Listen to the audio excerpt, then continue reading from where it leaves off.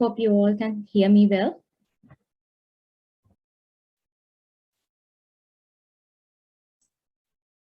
We can hear you. Thank you so much. Okay. We warmly welcome all of you. Very good evening. This is the first session of the webinar series, which is organized by Sumithrayo. We are planning to have 4 sessions to commemorate World Suicide Prevention Day to make awareness about suicide prevention. So this is the first session. We warmly welcome all of you for this session. A little bit of Sumithrayo.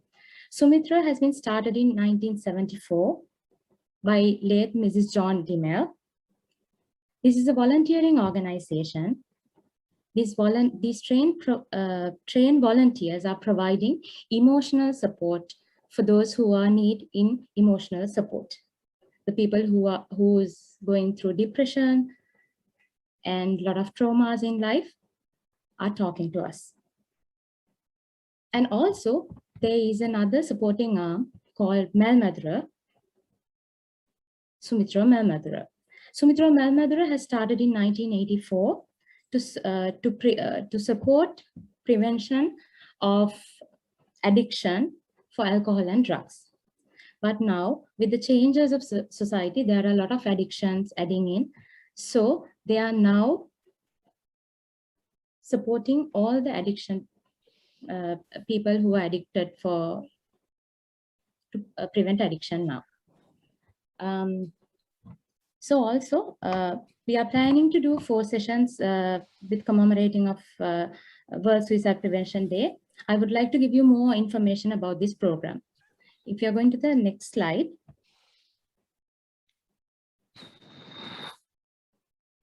Next slide. Next slide, please. Yeah. So we have already put all this information in our social media platforms. We have started an art competition and a creative write competition for the public to participate so that they can join us with their creative writing and arts. They can send it to our Sumithrayo email.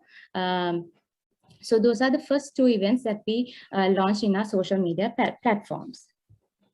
And also with due to this lockdown situation, we have extended the closing dates for the same. So we have extended the closing date for 15th of September 2021. As I told you before, this World Suicide Prevention Day celebration, we have arranged 4 webinar series. The first session is happening today, and the second session is happening on the 10th, third session on the 17th, and fourth session on the 24th. So we will also invite you to join for all the other sessions to make awareness and get more knowledge about the mental health. Okay, so next slide, please.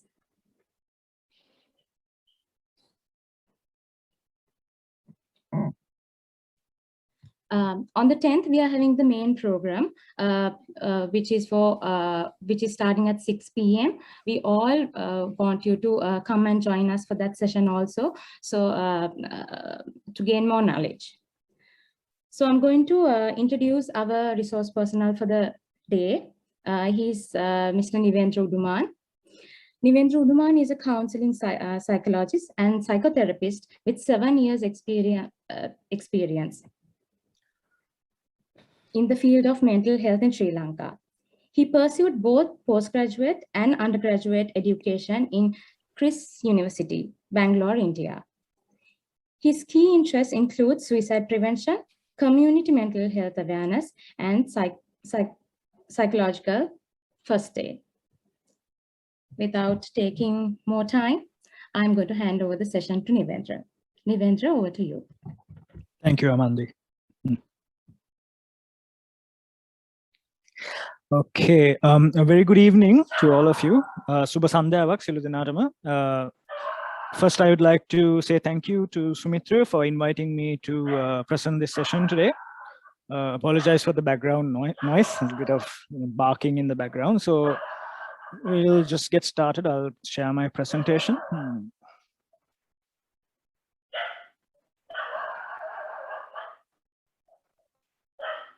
Okay. So as you would have seen on the poster that was shared, the topic for today is emotional agility as an antidote to self-harm. So by self-harm, I mean not just suicide, but also other types of self-harm as well. We could call it self-harm that could be fatal, and there's non-fatal self-harm as well. So I'm going to be talking about both those things and how agility, emotional agility, can act as an antidote.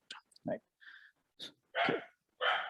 So before we go forward, I just want to say that today's session, this 1 hour, we'll be talking about different human experiences, different things that we feel, and the word suicide, the word self-harm might come up as we go on.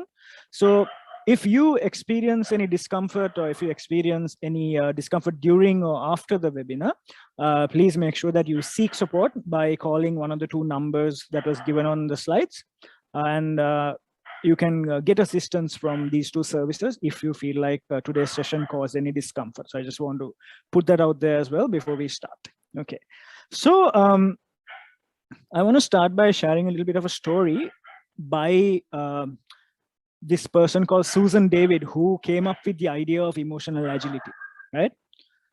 So there was this British battleship, right? A warship. And it was kind of anchored on the ocean, and it was just beginning to take the anchor up and start to move, right?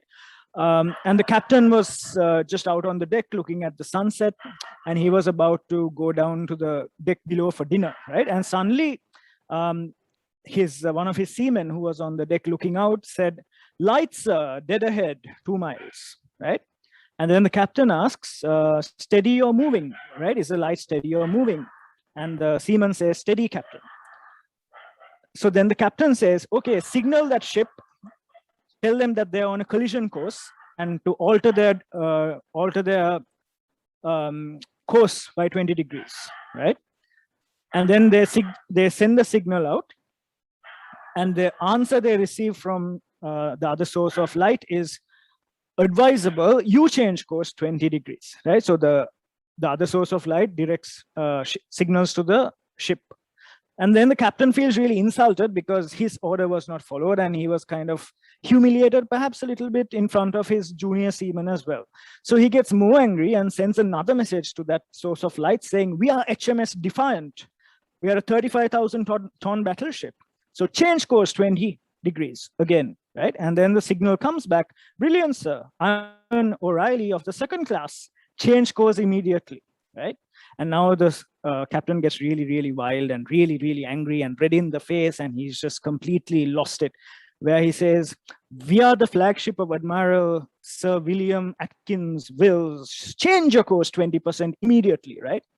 And then from the other end, the message comes again, "We are a lighthouse, sir." Okay. So I just thought that story was really interesting to share. මම සිංහලෙන් සාරාංශගත කරන්නම් ඔය කියපු කතාව.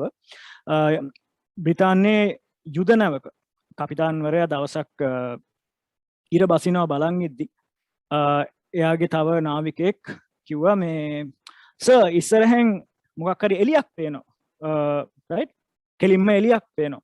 එතකොට කපිතාන්වරයා අහනවා, ඒක හෙල්ලෙන එලියක්ද, ඒක ගමන් කරන එලියක්ද, නැත්නම් ඒක එක තැන තියෙන එලියක්ද කියලා. එතකොට එයාගේ නාවිකයා කියනවා ඒක එක තැනක තියෙන එලියක් කියලා. right? ඊට පස්සේ කපිතාන්වරයා යවනවා පණිවිඩයක් ඒ ලයිට් එක එන දිශාවට. ඔන්න දැන් හැප්පෙන්න යන මානයක ඉන්නේ, ඒක නිසා ඔයාගේ දිශාව අංශක 20කින් වෙනස් කරන්න කියලා කියනවා. right? ඊට පස්සේ ආපහු ඒ පැත්තෙන් පණිවිඩයක් එනවා, අපි ඔයාට මේ අවවාදයක් හැටියට කියනවා ඔයාගේ දිශාව අංශක 20ක් වෙනස් කරන්න කියලා.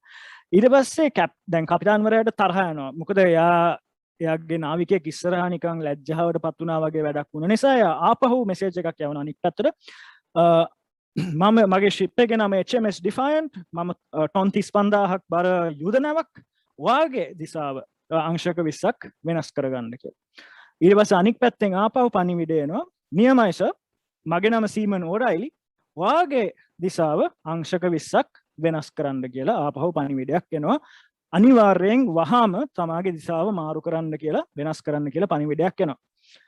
ඊට පස්සේ ආපහු දැන් කපිතාන්වරයාට මාරු විදියට කේන්ති යනවා. එයාගේ මූණ රතු වෙලා කෑ ගහලා ඔක්කොම කළා. එයා ආපහු පණිවිඩයක් යවනවා. වාගේ දිසාව ආපහු අංශක 20ක් මාරු කරන්න කියලා. right? අපි මේ යුදනාවක් මේ හරි ප්‍රසිද්ධ වැදගත් යුදනාවක් ඔයා කොහොමද අපිට කියන්නේ? ඔයා වෙනස් කරන්න කියලා ආපහු යවනවා. ඊට පස්සේ අනික් පැත්තෙන් ආපහු අන්තිමටම පණිවිඩයක් එනවා. සර් අපි ප්‍රදීපාගාරයක් කියන එක. හරි? ඉතින් දැන් මම මේ කතාව කිව්වේ අපි මිනිස්සු හැටියට උත් අපිට සමහර විට ප්‍රතිභාගාරයක් අවශ්‍ය වෙනවා අපේ ජීවිතේ විවිධ අභියෝග වලට මුහුණ දෙන්න. එතකොට අපිට ප්‍රතිභාගාරයක් නැහැ. අපිට තියෙන්නේ අපේ චිත්ත වේග නැත්නම් අපේ හැඟීම්. right? So why I shared that story was we as human beings we also need lighthouses to guide us sometimes, and we don't have lighthouses, but what we have is our emotions to act as a guidance system, right? So that's the main crux of what we are going to talk about today. So before we go forward, I would really like to share this quote with you, which I find really, really meaningful, right? So this person called Viktor Frankl, who was a Holocaust survivor, he said, between stimulus and response, there's a space. Okay, so between stimulus and between response, there's a space. And in that space is our power to choose our response. Okay, and in our response lies growth and our freedom. So I think that really captures all of what emotional agility is all about, right? So between something that is a stimulus or something that we detect from the outside world, right? And the way we respond, there is a space in between those two things. And in that space is where we get to choose how we want to respond. Right? I think මේ Victor ෆ්‍රැන්කල් කියන පුද්ගලයා කිව්වා බාහිරින් එන උත්තේජකයක් සහ අපි ප්‍රතිචාර දක්වන හෝ ප්‍රතික්‍රියා දක්වන අන්දම අතර හිඩසක් තියෙනවා කියලා. ඒ හිඩසේ තියෙන බලයක් අපිට ඒ බලය එනවා ඒ හිඩස හරහා අපේ ප්‍රතිචාර දක්වන ආකාරය තෝරගන්න. එතකොට ඒ හිඩස හරහා අපි දක්වන ප්‍රතිචාරයේ තමයි අපේ සංවර්ධනය අපේ ගොඩනැගුම සහ අපේ නිදහස ෆ්‍රීඩම් කියන දේ තියෙන්නේ. ඉතින් මම හිතන්නේ මේක අතිශයම වැදගත් වෙනවා අපිට හිතන්න. මොකද මේකෙන් මේ අපි ඔය චිත්ත වේගික නම්‍යශීලී බව ගැන කතා කරද්දී මේ කෝට් එක මම හිතන්නේ ඒකේ මූලික අදහස ඔබට ඉදිරිපත් කරනවා. right? okay. ඉතින් අපි ඉස්සරහට ගියොත් let's talk about what agility is, and I think why is it important to talk about in the context of suicide and self-harm, because this is World Suicide Prevention Month and the day falls on the 10th, and I think suicide is it's a public health concern. It is not a private concern, but I think it's a public health concern, and it affects all of us in one way or the other. Right? Sometimes we might have experienced suicidal or self-harm related thoughts. We might know someone who has. We might have a family member, a loved one, a friend who has perhaps taken their life. We might know people who have attempted suicide and survived, right? So it's a public health problem, and therefore I think it's all our responsibility, no matter who we are, whether we are a professional, whether we are not a professional, doesn't really matter. It's our responsibility to also to prevent suicide in whatever way we can, which is why inculcating emotional agility in our lives can be quite profound and life-changing for us, and for someone else we know as well. So in a sense, what this is about is that looking at our internal experiences, our thoughts, our emotions, our urges, the stories that we tell ourselves, old stories that we still hang on to, right? Look at all of these things in a flexible and mindful way. So what I mean by mindful is not getting caught up in them and neither suppressing them or ignoring them, right? But actually just trying to understand them so that we can then choose how we want to respond to those thoughts or those emotions or feelings, just like you saw in the quote earlier, right? So that is in a sense what agility is. And it helps us then act in ways that are in line with our values, right? Our values could be a lot of things. The most important values that we hold, right? It could be kindness, it could be compassion, it could be honesty, it could be trust, it could be adventure, it could be curiosity, it could be humility. We could have so many different values that we hold on to.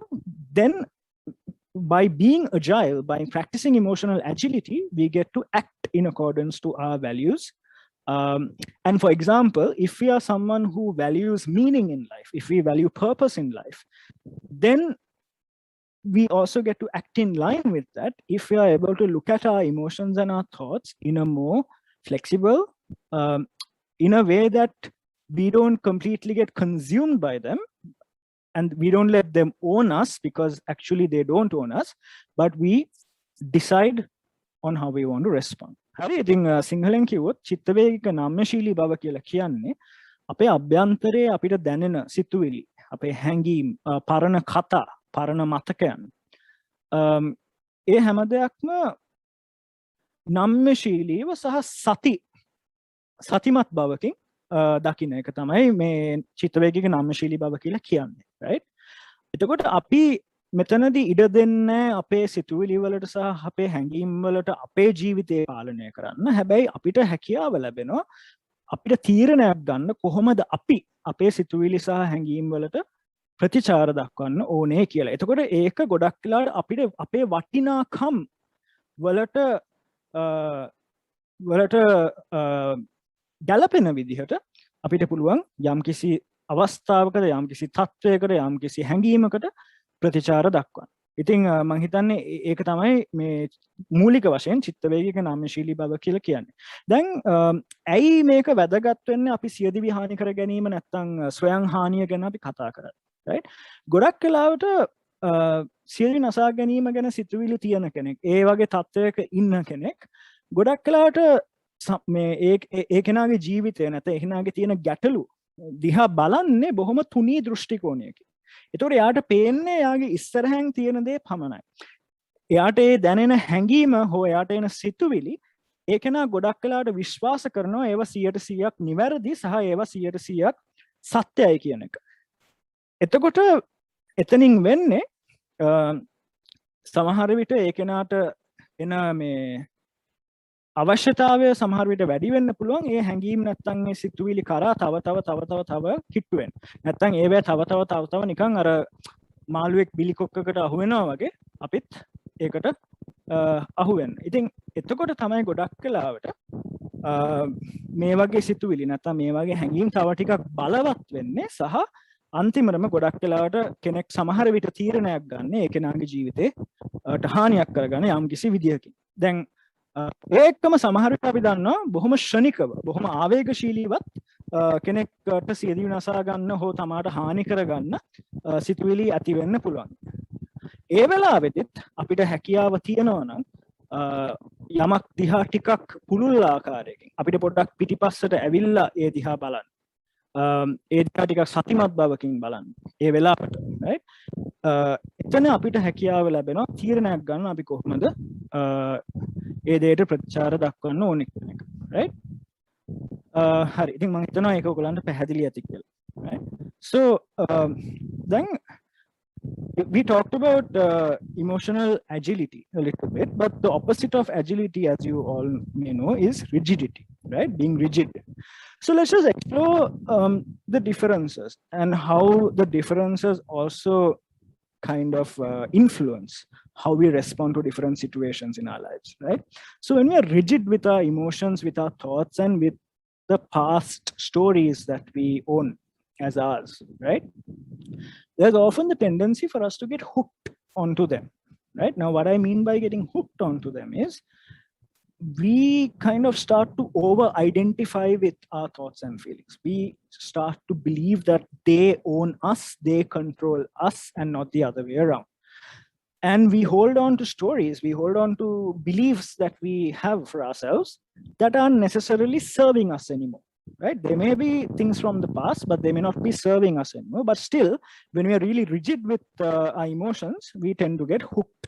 And when we get hooked is when we develop what we call tunnel vision, right? Where we seem to only see a very one-sided picture of a situation that may have multiple sides. Now, a simple example could be a relationship breakdown, right? In Sri Lanka, we know that a relationship breakdown often carries a risk of a person perhaps developing thoughts about suicide or self-harm, or maybe even attempting suicide, right? Because at that time, they are not able to step back and look at other aspects of the situation, right?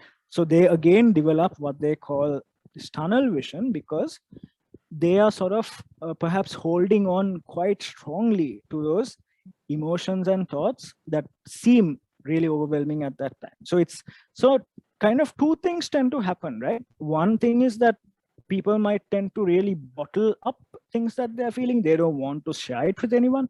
They don't want to let it out in some way. So it's bottling and bottling and bottling. And as we know, anything that we bottle up has to come out in one way or the other, right? Which may come out through self-harming behavior, because that could be one way of us reducing the burden or the heaviness that we are feeling, right? And then the brooding, so we keep on brooding about it, we keep on ruminating about it. That is also something that often lands us in trouble, right? So tunnel vision is another thing that we need to think about when we think about rigidity. And there's this focus on being right. For example, if I feel something, that emotion is correct, that emotion is fact, which means I am correct in what I think and feel. And then that also sometimes leads us to act in ways that don't go in line with our values, right? So we turn away from our values and we act. For example, if someone whose value is perhaps just life in its sense, finding meaning in life, or a value could be to be kind to others or be kind to themselves. So we turn away from those values when we act in ways that are perhaps not serving us, right? And you can think of being rigid as, like Velcro. I'm sure all of us know what Velcro is. If you use a bag or sometimes even in clothes, we get Velcro, where once we when it sticks together, it takes a bit of effort to pull it apart again, right? And that is exactly what happens with us when we get hooked onto our thoughts and feelings, that it's somewhat difficult for us to sort of untangle ourselves or unhook ourselves from that. හරි ඉතින් සිංහලෙන් පොඩ්ඩක් කිව්වොත් චිත්තවේගික නම්‍යශීලී බව තියෙනවා. ඒකේ විරුද්ධ දේ තමයි ගොඩක් තදින් අපි සිතුවිලි සහ හැඟීම් ගැන හිතන එක, right? ඉතින් ගොඩක් වෙලාවට වෙන්නේ මෙහෙම තද බවක් අපිට තියෙනකොට, කිසිම කියන්නේ නම්‍යශීලී බවක් නැතිකොට අපිට වෙන්නේ අර මං ඉස්සල්ලා කියවපු කතාව, මාළුවෙක් බිලිකොක්කකට අහු වෙනවා වගේ අපිත් අපේ සිතුවිලි, අපේ හැඟීම් සහ පැරණි මතකයන්, පැරණි කතාවලට අපි ඇල්ලෙනවා. අපි නිකන් හිර වෙනවා ඒවත් එක්ක. එතකොට ගොඩක් වෙලාවට අපිට දැනෙන දෙයක් තමයි ඒගොල්ලන් අපිව පාලනය කරනවා. ඒගොල්ලන් අපේ ජීවිතේ ඉස්සරහට ගෙනියන්න ඕනේ කොහොමද කියලා අනදෙනවා, right? හැබැයි අපිට පාලනයක් නෑ වගේ අපිට දැනෙනවා අපේ හැඟීම් සහ සිතුවිලි ගැන. හැබැයි ඇත්ත කතාව තමයි ඒගොල්ලන් නෙවෙයි අපිව පාලනය කරන්නේ, අපි තමයි අපේ හැඟීම් නැත්තම් සිතුවිලි පාලනය කරන්නේ, right? එතකොට අර මං කිව්වා වගේ අපි තුනි දෘෂ්ටි කෝණයකින් දේවල් දිහා බලන්න පටන් ගත්තා. විශේෂයෙන්ම දැන් අපි කියමු ප්‍රේම සම්බන්ධතාවයක් යම් කිසි හේතුවක් නිසා බිඳ වැටිලා නම්, ගොඩක් වෙලාවට ඒ වෙලාවේ අපිට දැනෙන මේ විවිධ හැඟීම්, දුක වෙන්න පුළුවන්, තරහ වෙන්න පුළුවන්, ඊර්ෂ්‍යාව වෙන්න පුළුවන්, කම්පනය වෙන්න පුළුවන්. ඒ දේවල් එක්ක අපි හුක් වෙලා, right? එතකොට අපිට හිතෙනවා නැත්නම් අපිට දැනෙනවා අපි ඒ වෙලාවේ හිතන දේවල් හෝ අපිට හැඟෙන දේවල් 100% නිවැරදි කියලා. එතකොට ඒ නිසා අපි මොකක් හරි ක්‍රියාමාර්ගයක් ගන්න ඕනේ කියලාත් අපිට ඒ වෙලාවේ ඒ හැඟීම එන්න පුළුවන්. ඒ නිසා තමයි ගොඩක් වෙලාවට අපිට ඇත්තටම ඕනේ නොවුනත් අපි සමහර ජීවිතේ වටිනාකම අපි දැනගත්තත් අපි සමහර අපිට හානි කරගන්න පෙළඹෙන්නේ අන්න ඒ හේතුව නිසා. එතකොට මගේ සිතුවිලි කියනවා නම් මට එයාව දාලා ගියේ ඔයා කාටවත් වටින්නේ නැති නිසා කියලා.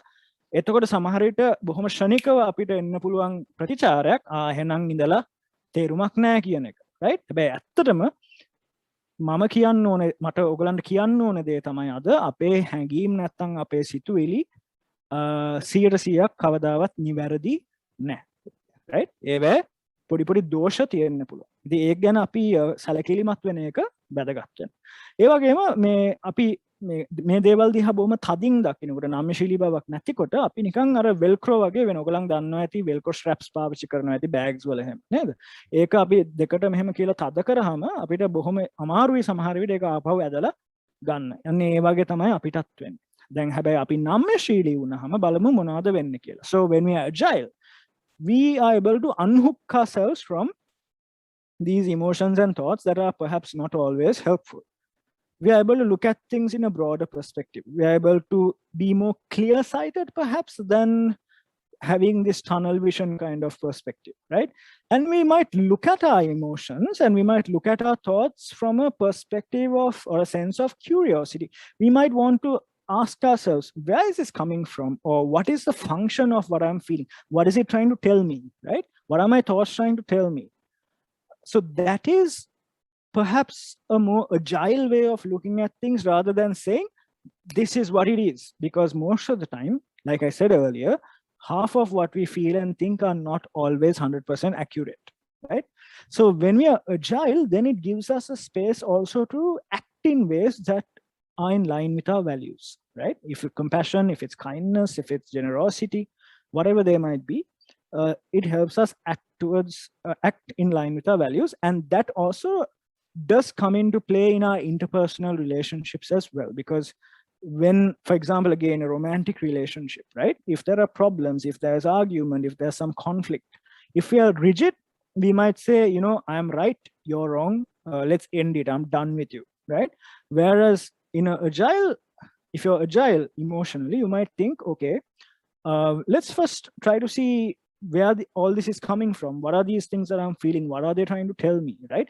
And what do I really value? Do I value just sort of ending things or giving up on things because it seems really overwhelming? Or do I value actually trying to enhance or grow through my relationship by trying to see how one can perhaps navigate through those problems that one might have, right?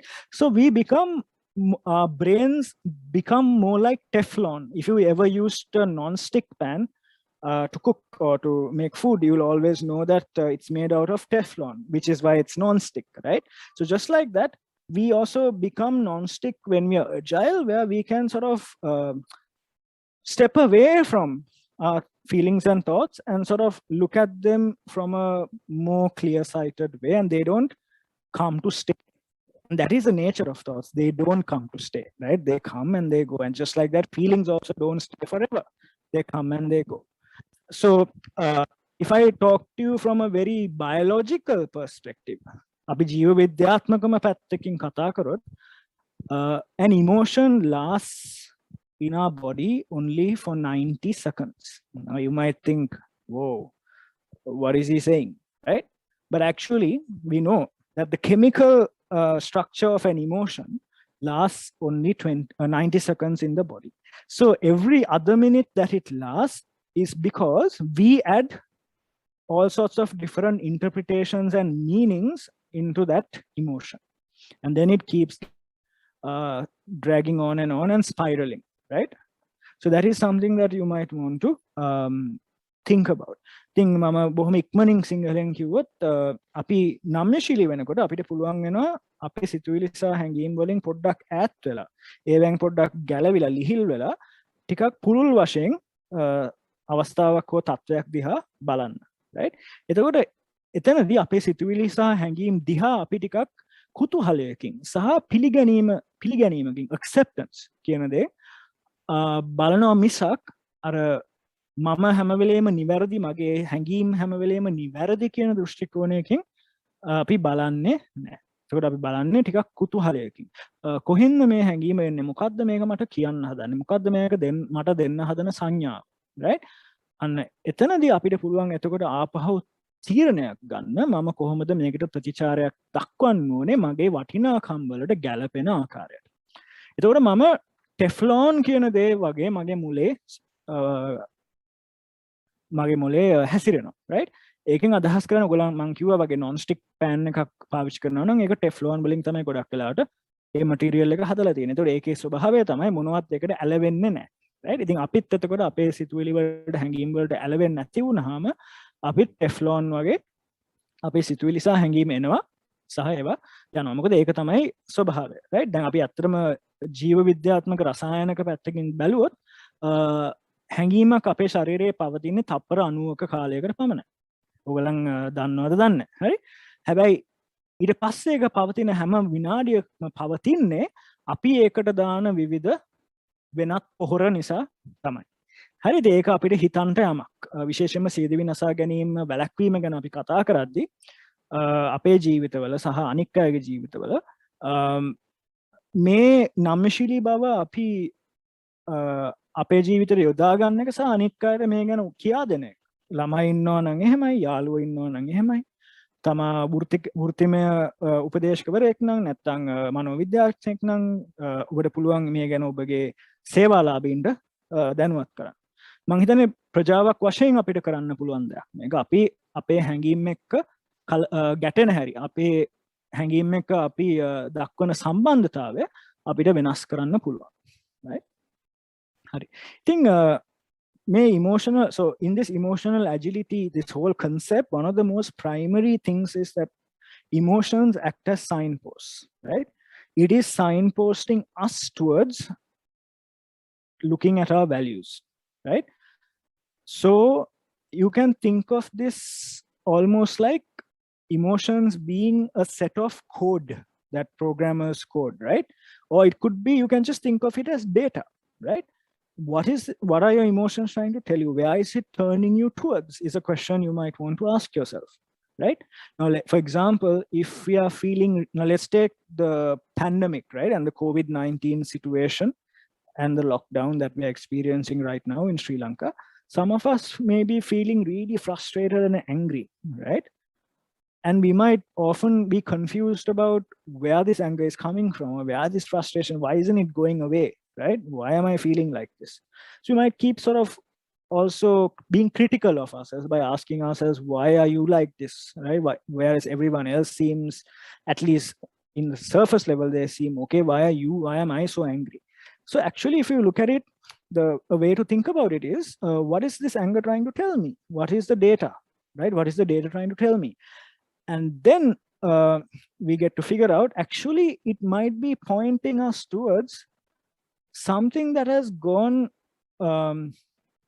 slightly off in our values, or like, thinking about what is happening right now in the world and in the country, and the way people are being treated and so on and so forth are not in line with my values. So it's actually pointing you towards perhaps looking at ways you can still sort of have your value system at the core, and also act in ways that are in line with your values. So, for example, the anger could mean that, okay, I value, for example, looking after myself and looking after my family members, staying safe, following the health guidelines. So it might be telling you that perhaps you need to focus more on that at the moment, right? The frustration might be telling you, let's say we are frustrated that we are not able to kind of engage in our regular routines, right? So if you really look at frustration as data, and what is it telling us? It's telling us that we value connectedness, we value our routines, we value activities that bring us happiness and purpose. So then the question is, how do we find that even in the present circumstances?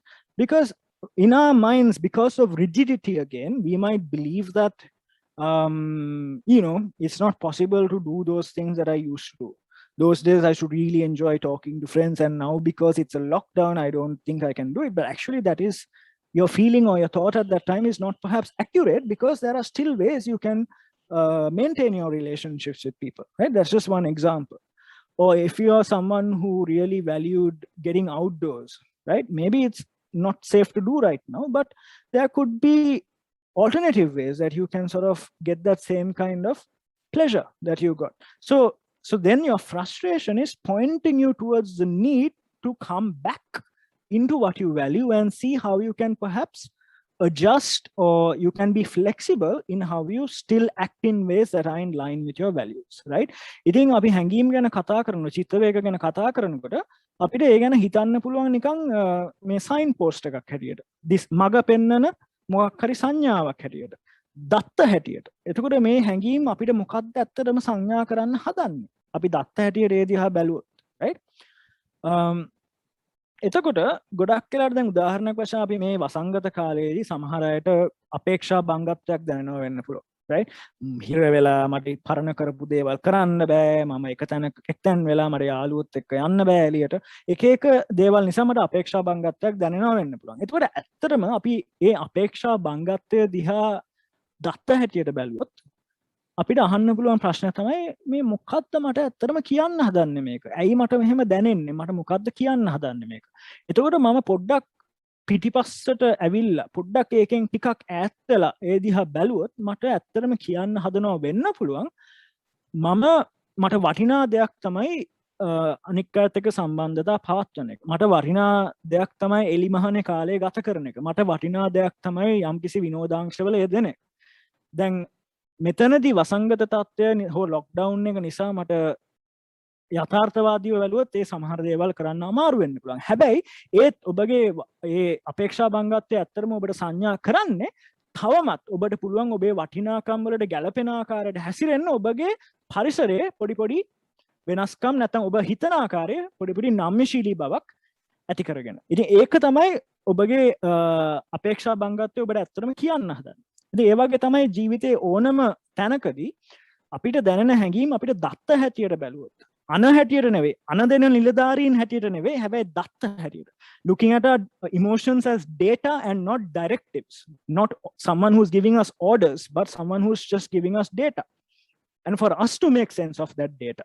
So even if you're experiencing something like feeling suicidal or feeling like things are really hopeless, that life is not worth living anymore, or the pain is too much, actually then what it's trying to tell you is that you value a life that is meaningful. You value a life that is perhaps more comfortable to live in. You value a life where you feel cared for.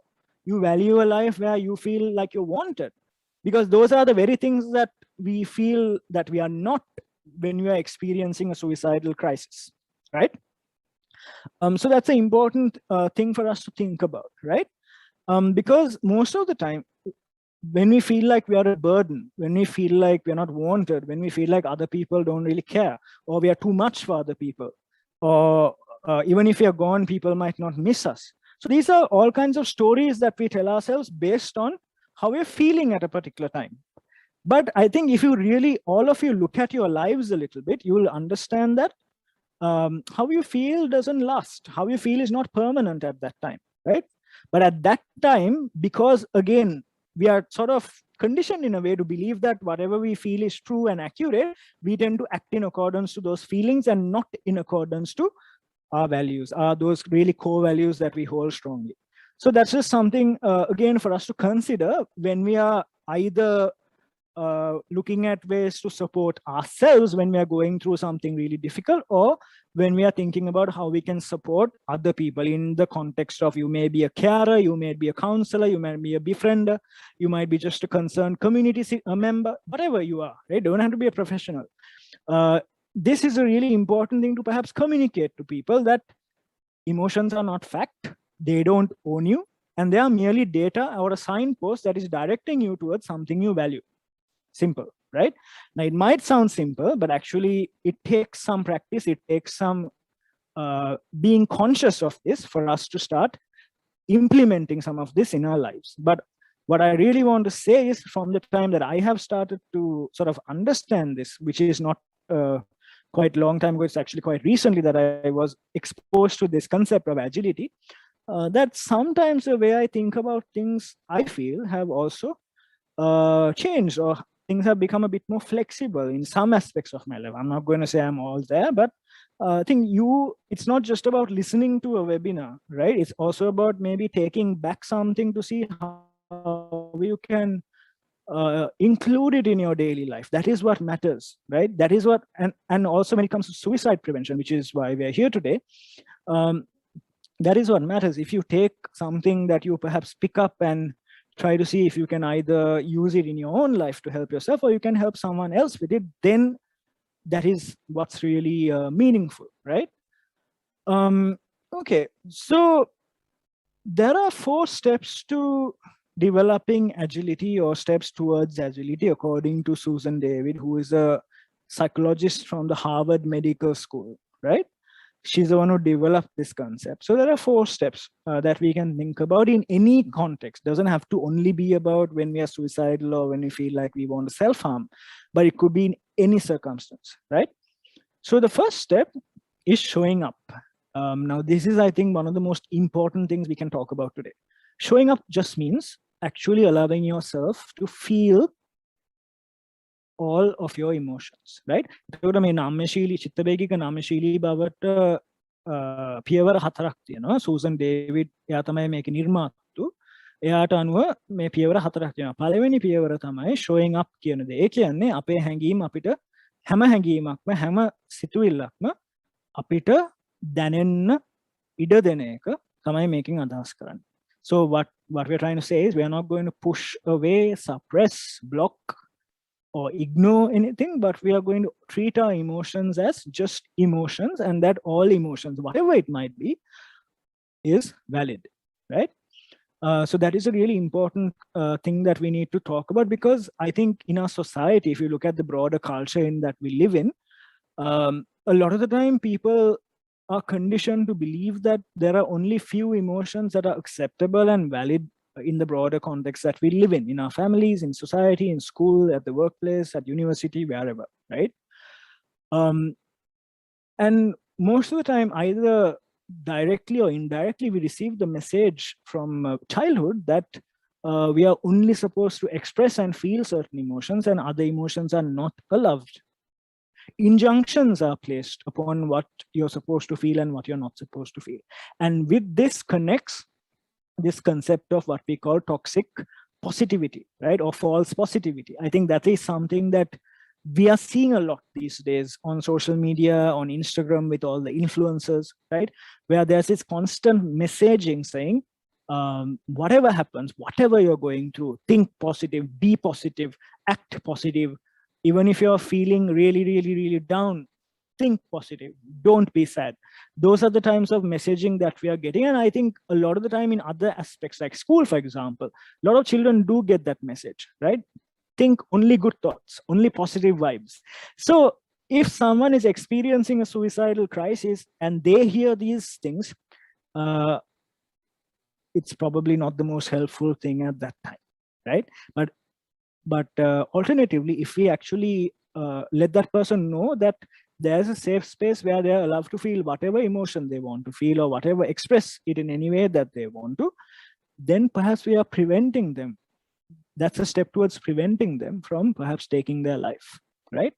But if we place injunctions on those emotions that one is supposed to feel or not supposed to feel, then that becomes problematic. So the same applies to us, right? If we look at whatever the emotions that we feel with curiosity, think of them as data, like I mentioned earlier, and just show up to them, allow them to happen without blocking them, for example, using a substance, right? For example, drinking alcohol each time you feel sad, that is not showing up, but that is actually bottling and suppressing, which is going to be twice or thrice perhaps harmful than actually allowing us to feel it in the moment, right? ඉතින් උදාහරණයක් වශයෙන් අපි යම්කිසි හැඟීමක් අපිට දැනෙනකොට, විශේෂයෙන්ම දුක වෙන්න පුළුවන්, තරහ වෙන්න පුළුවන්, ඊර්ෂ්‍යාව වෙන්න පුළුවන්. අපි ඒ හැඟීම් වලට ඉඩ දුන්නේ නැත්නම් ඇත්තටම ඇවිල්ලා අපිට ඒක දැනෙන්න හරින්නේ. අපි උදාහරණයක් වශයෙන් මත්පැන් වගේ දෙයක් භාවිතා කරලා ඒවා අපි යටපත් කරන්න හැදුවොත් හැම අවස්ථාවෙම අපිට ඇත්තටම ඒ මොහොතේ දැනෙනවට වඩා දෙගුණයක් තෙගුණයක් හානි කර වෙනවා යටපත් කරන තරමට. නැත්නම් ඒවා අයින් කරන තරමට. නැත්නම් ඒවා අවලංගුයි කියලා අපි ඉවත් කරන තරමට. හැබැයි ඒ වෙනුවට අපිට පුළුවන් නම් ඇත්තටම ඒවට මුහුණ දෙන්න ඕන හැඟීමකට, right? ඒක ප්‍රතික්ෂේප වීම වෙන්න පුළුවන්, දුක වෙන්න පුළුවන්, කාංසාව වෙන්න පුළුවන්, බය වෙන්න පුළුවන්, කම්පනය වෙන්න පුළුවන්, මොන හරි කියන්නේ වෙන අපහසු අත්දැකීමක් එක්ක එන හැඟීමක් වෙන්න පුළුවන්, right? ඒ හැම දෙයකටම අපි ඉඩ දෙන තරමට අපිට පුළුවන් නැවත වතාවක් අපේ වටිනාකම් වලට ගැලපෙන ආකාරයට අපිට හැසිරෙන්න, right? stage, the next step is stepping out. Now, again, so what I mean by stepping out here is that we take a bit of space. If you remember that quote that we said, between stimulus and response, there's a space. So just like that, we create some space by stepping out of what we are thinking and feeling at that time, right? So how do we do that? There are different ways that we can do that, which I'm going to cover in the next few slides, right? So basically taking a bit of a pause, taking some distance, and then clearly, or more clearly than we would if we are really hooked onto them, trying to make a decision as to how you might want to proceed. ඉතින් අපි අපේ හැඟීම් වලින් පොඩි ඉඩසක් හදාගත්තාම අර පළවෙනියෙන්ම මම කියපු දේ උත්තේජකයක් සහ ප්‍රතිචාරයක් අතර හිඩසක් තියෙනවා. ඒ හිඩසේ අපිට පුළුවන් තීරණයක් ගන්න අපි කොහොමද හැසිරෙන්න හෝ ප්‍රතිචාර දක්වන්න ඕනේ කියලා. ඒතකොට මෙතනදීත් අපිට පොඩ්ඩක් එතනින් අයින් වෙලා පොඩ්ඩක් හිඩසක් අරගෙන අපිට පුළුවන් තව ටිකක් පැහැදිලිව තීරණයක් ගන්න අපි ඉදිරියට මෙතනින් යන්න ඕනේ කොහොමද කියන එක. right? ඒක කරන හැටි ගැන කුසලතා කීපයක් ගැන මම පස්සේ කතා කරමු. right? So the third phase is walking your why. So this phase has all to do with our values. Identifying our core values. What do we really stand for? What do we want to stand for as a human being, right? What do we want? How do we find meaning in our lives? So those are our core key values, right? And the more we, going back to the first step, what I talked about, the more we ignore, the more we push away, the more we suppress those uncomfortable feelings, whatever they might be, we are further blocking ourselves from leading a meaningful life, because discomfort is actually a very important part of us living a meaningful life. The ability and the tolerance for discomfort, right? Now, for example, you know that when we are not able to tolerate discomfort in our lives, we are not able to tolerate boredom in our lives, especially these days with what's happening in the country. It's really easy to kind of get hooked on to doing things to distract ourselves. Like, for example, it could be pornography, it could be sex, it could be exercise, it could be eating, it could be shopping online impulsively, right? So a lot of those things we might do because we are not in touch with our values. So if we are in touch with our values, then we also develop the ability to tolerate a certain level of discomfort so that we can then lead a more meaningful life. Right? So that is another key part of emotional agility. And finally, moving on. So moving on is where we don't keep brooding and ruminating over the same thing over and over again, but we figure out in a mindful way, right? In a way that we are completely present, conscious of how we can take small steps to move towards what we want. Then if we think of a mountain in front of us, a very steep mountain, looking at it and thinking, whoa, I need to get to the top, is going to sound really overwhelming and is going to sound really scary as well, perhaps. But thinking, oh, sorry about that, thinking that, okay, I need to just perhaps take a first step up the mountain is a more sustainable way of reaching the top. So just like that, when it comes to our lives, when you're thinking about a crisis, it is about taking a first step towards what we value. So if what we value is maybe, you know, like I said before, living a life with purpose or meaning, or living a life that is perhaps, you know, comfortable for us in a certain way, then we might want to take a first step towards that. And a first step could be, for example, seeking help at a time where we are feeling really overwhelmed, or when we are feeling really difficult emotions because of whatever is happening in our lives. So making that call, for example, to an organization like Sumithrayo could be that first step of moving one step ahead towards what you value, right? Okay, so we're going to move on to the skills now. I'm going to just take you through them one by one. ඉතින් මම ඔය කියපු දේවල් පොඩ්ඩක් සිංහලෙන් පැහැදිලි කරොත් ටක් ගාලා චිත්තවේගයේ නාමශීලී බව ගොඩනගා ගන්න අපිට පියවර හතරක් තියෙනවා. සූසන් ඩේවිඩ් කියන පුද්ගලයාට අනුව. ඉතින් පළවෙනි දේ තමයි අපේ හැඟීම් අපිට දැනෙන්න ඉඩ දෙන එක, right? ඒවා දිහා කුතුහලයකින් බලන එක, ඒවා තල්ලු කරලා අගුළු දාලා වහන්න නැතුව අපි ඇත්තටම මේ දේවල් අපිට දැනෙන්න සලස්සන එක. මොනවා වුණත්. ස්ටෙපින් අවුට් කියන්නේ අපි ඒ හැඟීම් වලින් පොඩ්ඩක් පස්සට ඇවිල්ලා ටිකක් තව පැහැදිලි පුළුල් ආකාරයකින් ඒ දිහා බලන එක. walking your way කියන්නේ අපේ වටිනාකම් වලට අනුව අපි හැසිරෙන්න තීරණයක් ගන්න එක. walking your way කියන්නේ අපේ වටිනාකම් වලට අනුව හැසිරෙන්න තීරණයක් ගන්න එක. අන්තිමට moving on කියලා අදහස් කරන්නේ අපේ වටිනාකම් කරා ගන්න පුළුවන් පොඩි පියවර 1 2 3 ගන්න පටන් ගන්න එක. දැන් උදාහරණයක් වශයෙන් අපේ ඉස්සරහා ලොකු කන්දක් අපි දැක්කොත් අපි පල්ලෙහා ඉඳන් හිතුවොත් අම්මා උඩට යන්නම ඕනේ කියන එක ඒක ලොකු බැරෑරුම් දෙයක් හැටියට අපිට වැටහෙනවා. හැබැයි ඇත්තටම අපි හිතුවොත් නෑ මම ඉස්සල්ලා යන්න ඕන පාරේ එක පියවරක් ගන්නම් කියන එක. එතකොට ඒක තව ටිකක් තිරසාර ක්‍රමයක් වෙනවා කන්ද නගින්න. අනේ ඒ වගේ තමයි අපේ ජීවිතෙත් ගැටලු තියෙනකොට ඒ ගැටලුව දිහා නිකන් අර කන්ද වගේ දකින්න නැතුව අපිට බලන්න පුළුවන් ඉස්සල්ලාම අපිට ගන්න පුළුවන් පියවරක් මොකද්ද? උදාහරණයක් වශයෙන් තමාගේ දුරකථනය අරගෙන සුමිත්‍රය වගේ ආයතනයකට කතා කරන එක. ඒක තමාගේ පළවෙනි පියවර වෙනවා වටිනාකම් තමාගේ වටිනාකම් වලට ගැළපෙන ආකාරයට හැසිරෙන්න. හරි. දැන් අපි බලන්න යන්නේ කොහොමද මේ චිත්තවේගික නම්‍යශීලීතාවයේ ගොඩනගා ගන්න පුළුවන් මොනවද භාවිතා කරන්න පුළුවන් එදිනෙදා ජීවිතේ පොඩි කුසලතා කියලා. Right? Skills. Right. So this first thing, label and name your emotions, right? Then a lot of the time we feel when we are having these all sorts of thoughts going on in our minds, we are having all sorts of feelings, right?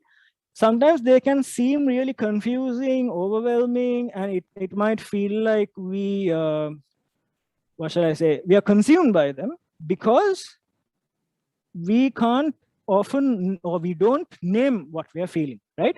So soon as we put a label on what we are feeling, it might be sadness, might be anger, might be anxiety, whatever it is. Soon as we put a label on it, then we immediately create some space between us and what we are feeling. Now, if we look at biology a little bit again, right? Now in our brains, I'm sure a lot of you know that the part of the brain that mostly deals with our emotions is called the amygdala. And that is situated just above your ear, like a small almond piece part of the brain, almond shaped part of the brain, right? So what the amygdala does is, it doesn't have the ability to look at whether a threat is real or not, right?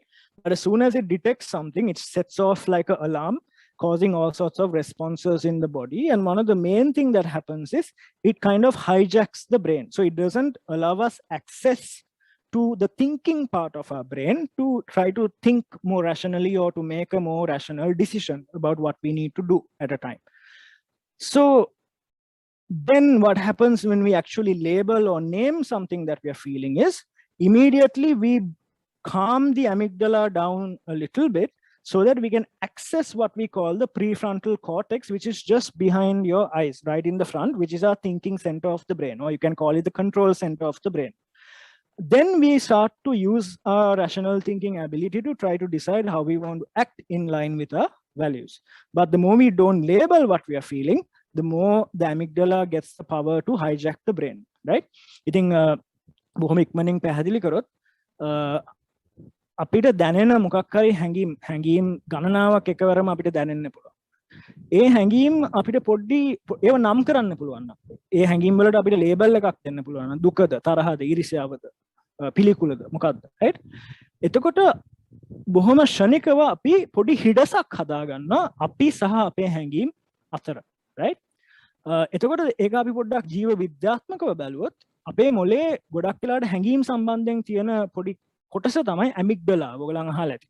ඇමිග්ඩලාව මේ කන උඩින් තියෙන පොඩි කජු ඇටයක් වගේ පොඩි කෑල්ලක්. එතනදී තමයි අපේ හැඟීම් ටික ඔක්කොම එතන තමයි පාලනය වෙන්නේ.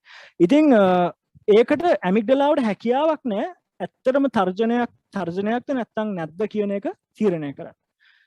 එතකොට මොකක් හරි තර්ජනයක් ඒක දැනුණ ගමන් ඒක නිකන් අලාම් එකක් වගේ පත්තු වෙලා අපේ ඇඟේ විවිධ ප්‍රතික්‍රියාවන් ඇති කරනවා.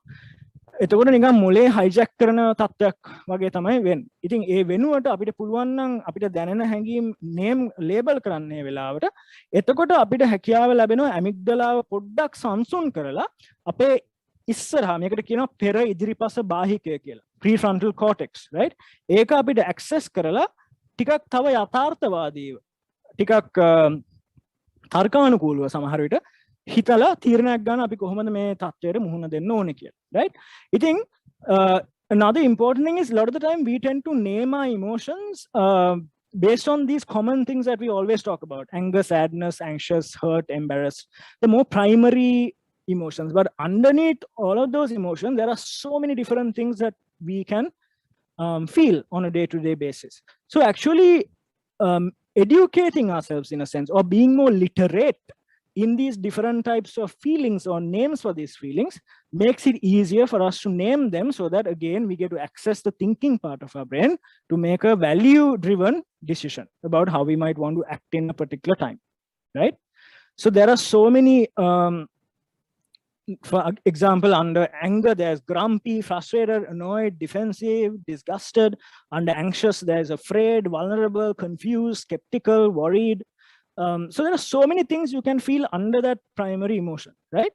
So that's something for us to think about, and you can find this very freely on Google. You can just type Susan David, a list of emotions, you will get this.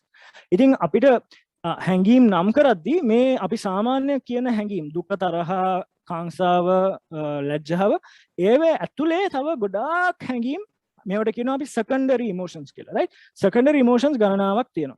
ඉතින් අපිට පුළුවන් නම් ඒවත් පොඩ්ඩක් ඒව ගැන පොඩ්ඩක් දැනගෙන ඒව ගැන පොඩ්ඩක් අපි තව ටික අධ්‍යයනය කරලා එතකොට අපිට පුළුවන් හඳුනා ගන්න ඇත්තටම මොනවද මේ වෙලාවේ අපිට දැනෙන්නේ කියලා, right? ඉතින් එතනින් උත් අපිට පුළුවන් ආපහු අර ඇමිග්ඩලාව පොඩ්ඩක් සංසුන් කරලා අපිට පෙර ඉදිරිපස බාහිකය access කරන්න. Okay. ඉතින් ඒක එකක්. ඊළඟදේ writing it, typing it, voice noting it. Again, when we are going through something, when we are feeling, even if we are having suicidal thoughts, if we are having thoughts about wanting to harm ourselves in whatever way, just saying it out loud in itself reduces A, the shame associated with it, B, the heaviness associated with it, and C, it allows you some space to think about what you want to do at that time. So writing it down just on a piece of paper, you can decide what you want to do with it. After that, you can just stare it and throw it away. That's fine, right? You can type it on your phone, on your laptop if you have it available, or just put your voice recorder on the phone and really just speak if you find it difficult to write, right? So voice noting is another very powerful thing to do because it actually brings out the rawness of whatever you're feeling, right? I think තව විදිහක් තමයි මේ නම්‍යශීලී බව ගොඩනගා ගන්න. ලියන්න. එතකොට දැන් අපි සියදී නසා ගැනීම ගැන හිතනවා නම් සිතුවිලි තියනවා නම් ඒ වෙලාවේ පොඩ්ඩක් ඒක කොලේක ලියුවොත් නැත්නම් ඒක වාචිකව අපි කිව්වොත් එතනින්ම අපිට අර දැනෙන බර සහ අපිට අර දැනෙන මේක විසඳන්න බැරි ප්‍රශ්නයක් කියලා අපිට දැනෙන එක සහ අර ඉඩසක් හැදෙන එක සිදු වෙනවා. ඒක වෙනස් වෙනවා, right? එතකොට අපිට පුළුවන් ටිකක් වෙලාවක් කරගෙන තීරණයක් ගන්න අපි කොහොමද ප්‍රතිචාර දක්වන්න ඕනේ කියලා ඒ වෙලාවට. මොනවද අපි කරන්න ඕනේ ඒ වෙලාවට. එතකොට නිකන් කොලේක ලියලා අපිට තීරණයක් ගන්න පුළුවන් ඕනනම් කොලේ විසික් කරන්න. ඒක ප්‍රශ්නයක් නැහැ. හැබැයි අපි එතන කොහොම හරි පිට කරන එක හරි වැදගත් වෙනවා. ටයිප් කරන්න පුළුවන් ඔබට ලියන්න අමාරු නම් නැත්නම් ඒකත් කරන්න අමාරු නම් අපිට වොයිස් නෝට් කරන්න පුළුවන්. ඔබගේ ෆෝන් එකේ රෙකෝඩ් බටන් එක ඔබලා තමා කතා කරන්න. කොහේ හරි තමාට පෞද්ගලිකත්වයේ තියෙන තැනක ඉඳලා ඒක කරන්න පුළුවන්. ඉතින් ඔයගලන්ගේ යාළුවන්ට ක්ලයන්ට්ස්ලට කෝල් කරන අයට ඔයගලන්ගේ ළමයින්ට මේ වගේ කුසලතා කියලා දෙන එකෙන් අපිට අපේ සමාජයේත් මේ නම්‍යශීලී බව, චිත්ත වේගික නම්‍යශීලී බව තව ටිකක් අපිට වැඩි දියුණු කරගන්න පුළුවන්, right?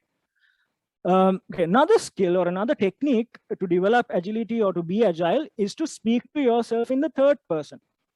Now let's say again taking the relationship breakdown example, right? Feeling really rejected, sad, right? So rather than get hooked onto all of that, one way of maybe developing agility at that time is to ask yourself what you need in the third person. So if this person's name is Jessica that you can see on the screen, what should Jessica do now? So if let's say someone's name is John, they can ask themselves, what does John need right now, right? Or what should John do now? So then it helps you again create some distance between yourself and your feelings, right? I think අපිට තුන්වෙනි පාර්ශ්වය හැටියට කතා කරන එක. උදාහරණ වශයෙන් දැන් මම නිවේන්ද්‍ර නම් මම මොකක් හරි බොහොම අපහසු තත්වයක ඉන්නවා නම් අපි හිතමු ප්‍රේම සම්බන්ධතාවයක් බිඳ වැටිලා මට ප්‍රතික්ෂේප වෙලා මම ගොඩක් වේදනාවෙන් ඉන්න වෙලාවක මට මගෙන් අහන්න පුළුවන් නම් නිවේන්ද්‍රට දැන් මොකක්ද අවශ්‍ය කරන්නේ නැත්නම් නිවේන්ද්‍ර දැන් කල යුත්තේ කුමක්ද කියලා මම මගෙන්ම අහන්න පුළුවන් නම් එතනත් හිඩසක් හැදෙනවා මගේ සහ මගේ හැඟීම් අතර. ඉතින් ඒකත් එක්තරා කුසලතාවක් අපිට ප්‍රැක්ටිස් කරලා ගොඩනගා ගන්න පුළුවන්, right? Hari.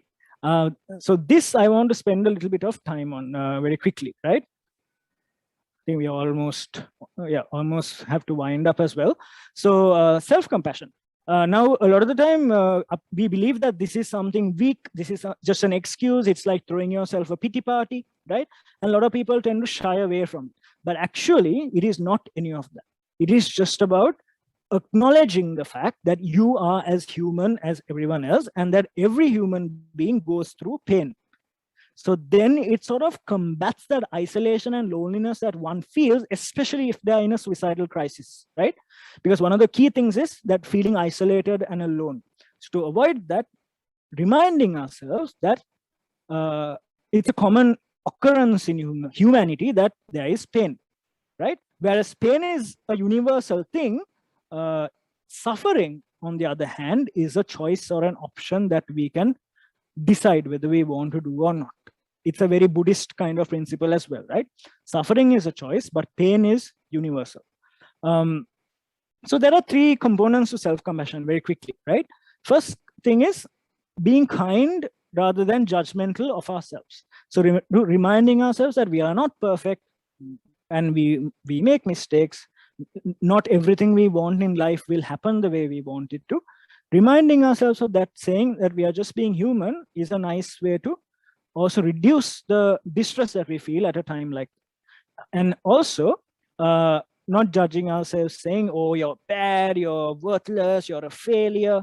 No, but being kind to yourself. Second thing is common humanity versus isolation, right? So again, what I said earlier, just reminding yourself that you're not the only person, but there are other people around the world whose pain is equally as valid as yours. කියන්නේ අපි තනි නෑ, අපි වගේම ලෝකෙ පුරාම පුද්ගලයන් ඉන්නවා මේ වේදනාව දැනෙන. වේදනාව කියන දේ ගෝලීය දෙයක්. ඒක අපි විතරක් ආවේනික දෙයක් නෙවෙයි. ඒ වගේම අපිට අපේ කරුණාවෙන් අපි දිහා බලන එක. කියන්නේ අපිට අපි අතින් වැරදීම් වෙනවා, අපි පරිපූර්ණ පුද්ගලයන් නෙවෙයි, හැබැයි අපි මිනිස්සු. ඒක අපි ප්‍රායෝගිකව කරලා බැලුවොත් අපිව විනිශ්චයට ලක් කරන්න නැතුව නැත්නම් අපි ගැන විවේචනයට ලක් කරන්න නැතුව එතකොටත් අපිට අර මේ නම්ශීලී බව කියන දේ ගොඩනගා ගන්න පුළුවන්, right? තුන්වෙනි දේ තමයි අපි without being overly identifying with our emotions or overly starting to bottle or brood over things, but to mindfully decide how to move forward. That is the same as moving forward in the fourth step of emotional agility, right? So that is one thing that we can consider as well. මේක ගැන ඕන තරම් ඔයගලන්ට කියවලා බලන්න පුළුවන්. මේ අන්තර්ජාලයේ බොහොම හොඳ වැදගත් වීඩියෝ සහ ආටිකල්ස් තියෙනවා. ඔයගලන්ට කියවලා තව ටිකක් මේ ගැන තේරුම් ගන්න පුළුවන්, right? And then similar to what we talked about earlier, zoom out. So kind of take a step back, zoom out. නිකන් අර කැමරා එක zoom එක අපි පස්සට ගන්නවා වගේ zoom out and then look at the picture for perhaps a helpful perspective on how you want to act at a time where your emotions are pretty overwhelming and pretty distressing, right? Okay. And then something you can do with your body is what we call grounding and centering. හරි. ඉතින් අර වගේ වෙලාවක අපි ගොඩක් අපහසුයෙන් ඉන්න වෙලාව ගොඩක් වේදනාකාරී මොහොතක අපේ මනස හැමතැනම දුවනකොට අපිට කරන්න පුළුවන් දෙයක් නැවත වර්තමානයට එන්න තමයි මේ බිම් ගැන්වීමේ අභ්‍යාස කියලා කියන්නේ. grounding techniques, right? දැන් උදාහරණයක් බොහොම සරලවම අපිට කරන්න පුළුවන් දෙයක් තමයි ඔබ ඉන්න තැන ඉඳන් කෙලින්ම ඉස්සරහා බලලා තමාට පේන දේවල් පහක් හඳුනා ගන්න. දැන් මට මගේ ලයිට් එක පේනවා, ෆෑන් එක පේනවා, මගේ computer එක පේනවා, right? 5 things that you can see. So it's called the 5 4 3 2 1 technique, right? 5 4 3 2 1. ඒතර අපි මූලික වශයෙන් කරන්නේ අපේ පංච ඉන්ද්‍රීන් භාවිතා කරලා අපි නැවතත් වර්තමානයේ මොහොතට එන එක, right? එතකොට එතනදිත් හිඩසක් ඇති වෙනවා අපි සහ අපේ හැඟීම් අතර. So අපි ඉස්සරහා දකින්න දේවල් පහක් හඳුනා ගන්න. ඊට පස්සේ අපිට ස්පර්ශ කරන්න පුළුවන් දේවල් හතරක් හඳුනා ගන්න. මට මගේ පොත ස්පර්ශ කරන්න පුළුවන්, මගේ මොබයිල් ෆෝන් එක ස්පර්ශ කරන්න පුළුවන්, මගේ වතුර බෝතලේ අල්ලන්න පුළුවන්, ඒ වගේ හතරක්, right? ඊට පස්සේ මට ඇහෙන ශබ්ද තුනක් හඳුනා ගන්න වටේට, right?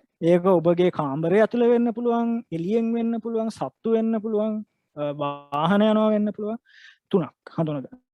ඊට පස්සේ තමාට සුවඳ, right? සුවඳ බලන්න පුළුවන් දේවල් දෙකක් හඳුනා ගන්න. දැන් එතනදී බොහොම වැදගත් වෙනවා ඔබ ආස කරන මොකක් හරි සුවඳ බලන්න ආස කරන මොකක් හරි ඔබ ළඟ තියාගන්න එක. ඒ වගේ අවස්ථාවකදී. දැන් සමහර අය ඇක්ස් ඔයිල් වලට කැමති. සමහර අය සිද්ධාලේපවල සුවඳට කැමති. සමහර අය වින්ටෝජීන් වලට කැමති. ඒ වගේ අනන්තවත් දේවල් තියෙනවා අපි සුවඳ බලන්න කැමති දේවල්. සබන් වලට කැමති, ක්‍රීම් වලට කැමති.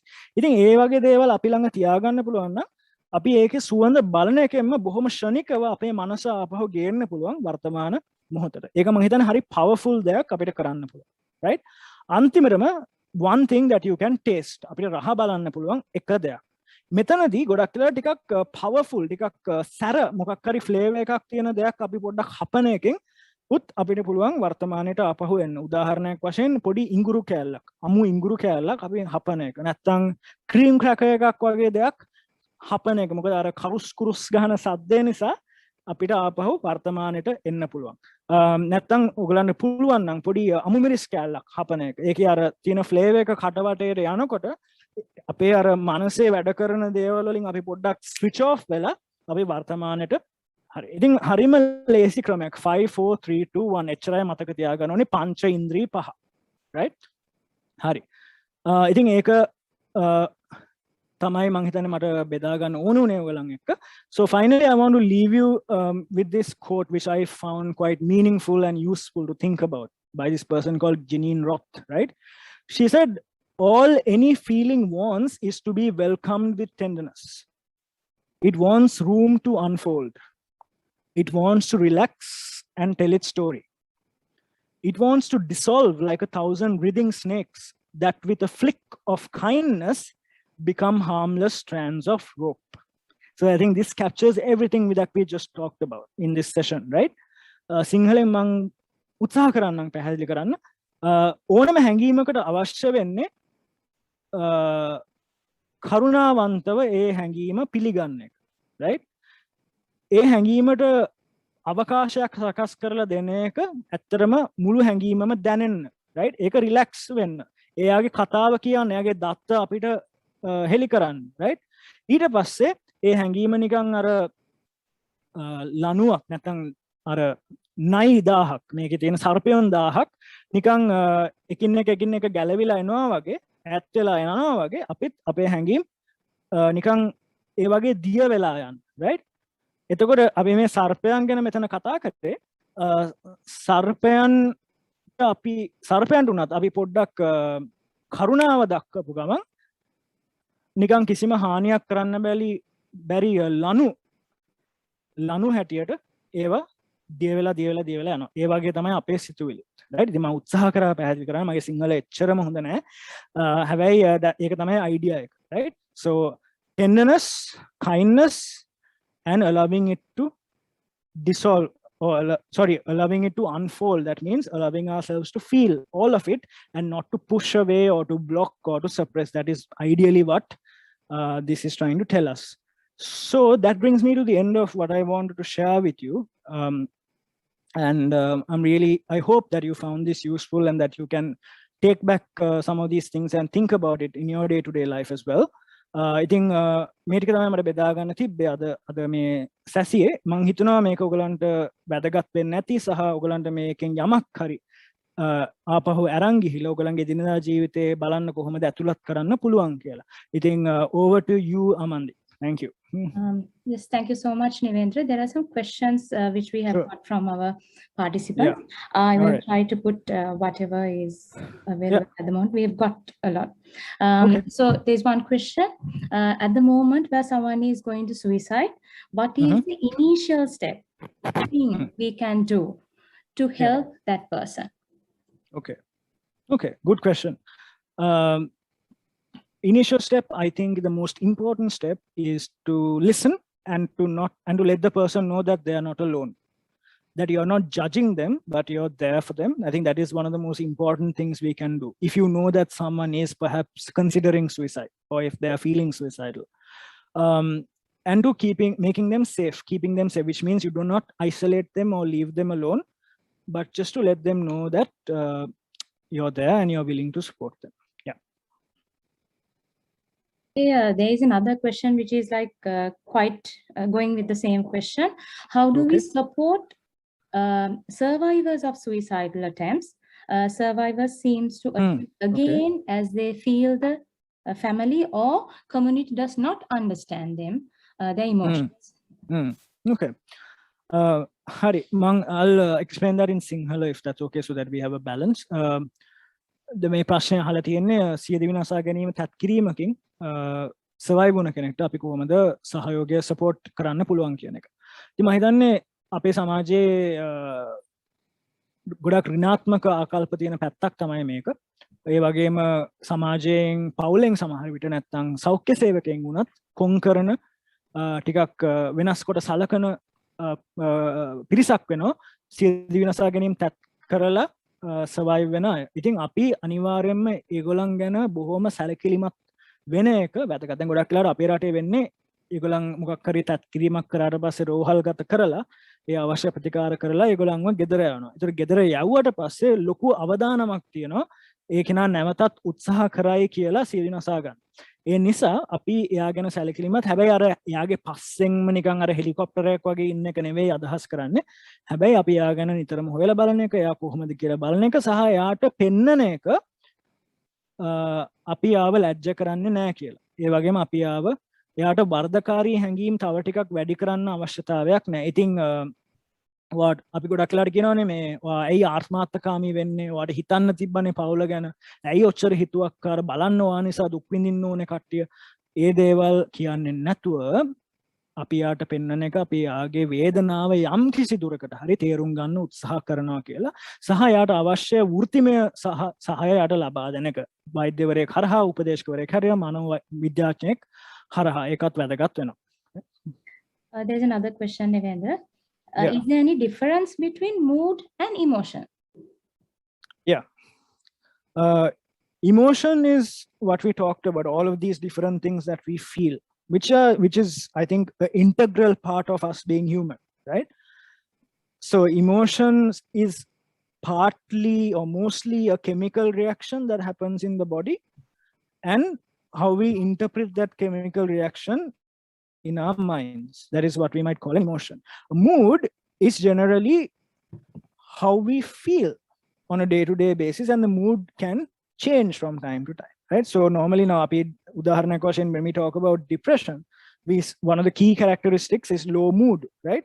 Which means their mental state, their mood goes down, but that doesn't mean that they don't feel all of these other emotions that we talked about. They do, but their mood or their mental state, අපි සිංහලෙන් කියනවා මනෝභාවය කියලා, ඒක පහතට වැටෙන එකට තමයි mood කියලා කියන්නේ.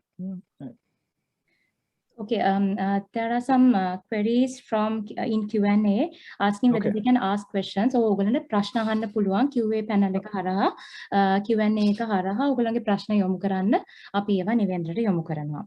Also, there is another question, Nivendra. Even after 10 years, I'm still holding on to past memories and worrying why I missed those past. How to break that memories?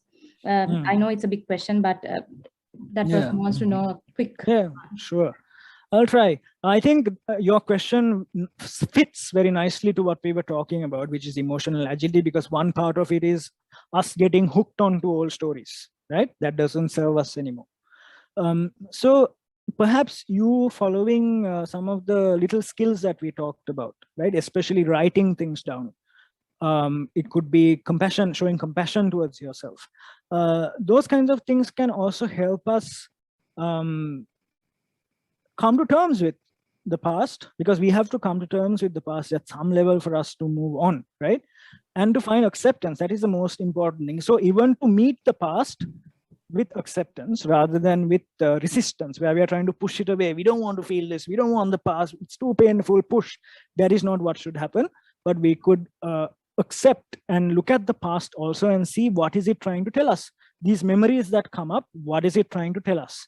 So again, looking at that as also some sense of data. What is it trying to tell us? So I think that could be a perspective, but I would also perhaps suggest whoever asks this question, whether you might also want to seek some professional help from a therapist and work through some of those things that are bothering you. There's a kind of a different question, Nivendra, that person asked. So needing to be right all the time will end up with someone justifying all their emotions. Yeah. Yeah, spot on. You're correct. You're correct. That's the thing. So the basic idea is our emotions most often are not fact, right? So if they are not fact, then definitely it's mixed with opinion, which means that it's not always 100% correct. So then the need to justify those emotions also kind of decrease, because we acknowledge that there can be another side to what our emotions are trying to tell us, or another function to our emotions. Yeah, I think that's a brilliant thought that you brought up. Yeah. So this is something about what you just teached us. In that grounding 5, 4, 3, 2, 1 method, with the person's situation, is there any risk of addiction? For example, meaning smelling or tasting? No. Because this is just a way for us to bring ourselves back into where we are, what we are doing. And in any situations, now, for example, you might be, let's say you're traveling on a bus, right? And you're feeling all these overwhelming emotions because of what's happening in your life.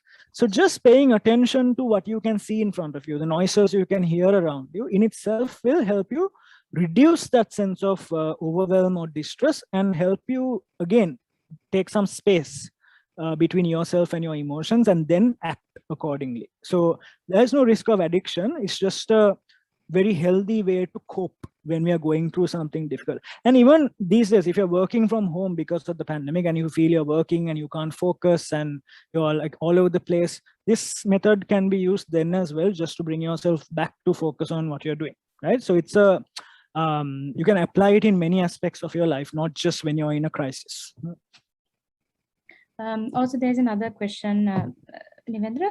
I survived from suicide, but still I had sudden shocks. How to overcome those feelings? Even before 10 years, still I got shocked once. I remember that past experience. Okay. Well, I think in this case, I would really encourage, if you haven't already gotten professional help, to get professional help from a suitable person who can help you. So looks like, okay, there's one more question. How do we deal with emotionally with a person who wants to be right all the time? Okay. Wow. Yeah, I think that is something that a lot of people experience at the workplace, in romantic relationships, school, university, where people always believe that they're right. Well, yeah, that's again because of what we were talking about earlier. So how do you deal with it is, again, same principles, right? Taking some space and looking at whether perhaps arguing with this person is going to help you, or is trying to get your fact across going to help you, or is moving away from that conversation is going to help you, or taking a break and coming back and trying to explain things going to help you. So you make that decision, not impulsively, not there based on how annoyed you're feeling, but by perhaps taking a step back and looking at where this person might be coming from. Because this person has a history, this person has his own her own personality, they have their own beliefs, they have their own biases, they have their own life experiences. So trying to look at it in that perspective and seeing where is this coming from for this person, and then accordingly deciding how you want to respond. Okay, well, that comes to the end of our session. So we would like to also remind you again that there are 4 sessions arranged for this particular event, this series, and we are having our next session on the 10th. So අපි ඔයගලන්ට ආරාධනා කර සිටිනවා 10 වෙනිදා අපේ තියෙන ඊළඟ වෙබිනාර් එක සඳහා සම්බන්ධ වෙන අපේ දෙවෙනි වෙබිනාර් එක. ඒක national program එකක් විදියට කියන්නේ අපි ඒකට සම්ප්‍රදායිකත්වයෙන් වෛද්‍යවරු දෙදෙනෙක් අපි සම්බන්ධ වෙනවා සහ WHO එක සම්බන්ධ වෙනවා. ඒ නිසා ඒකටත් සහභාගී වෙන්න. ඒත් එක්කම අපේ creative writing තරඟයට සහ art competition එකටත් ඔයගොල්ලෝ සහභාගී වෙන්න පුළුවන්. ඉල්ලන ගමන් අපි බොහොම ස්තුතිවන්ත වෙනවා. We are very thankful to you, Nivendra, for taking this opportunity to give awareness at this point. And it's very important. And I think you have touched upon very important points, which is very relevant for these days. So thank you so much. Thank you for inviting me. And I thank all of you who participated this session and hope to see you in coming sessions as well. Ob silu denatama Subha Ratriya. Good night. Thank you.